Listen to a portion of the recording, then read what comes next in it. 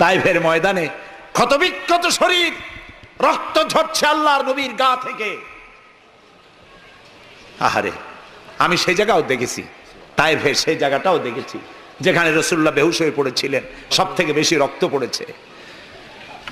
রাসূলুল্লাহ যখন হুশ আসতেন, বেহুশ হয়ে গেছিলেন, ফেরেশতারা দাঁড়ায় কাঁদতেছে আর বলছে, ইয়া রাসূলুল্লাহ, আপনার এই করুণ অবস্থা দেখে আকাশের ফেরেশতারা কাঁদতেছে, আমি সহ্য করতে পারছি না। জিবরাইল বলছেন, আমি হুকুম চাই, আপনি আমাকে হুকুম দেন, দুটা পাহাড় মিলায় দিয়া সব কাফের পিছে শেষ করে দিই। আল্লাহর নবী বলেন, জিবরাইল, আমি যদি হুকুম করি, আমার হুকুমে যদি দুই পাহাড় দিয়া মানবগুলিকে সব যদি পিছে মেরে ফেলে দাও, একটা কাফেরও যদি না বাঁচে, তাহলে কার কানে আমি পৌঁছাবো লা ইলাহা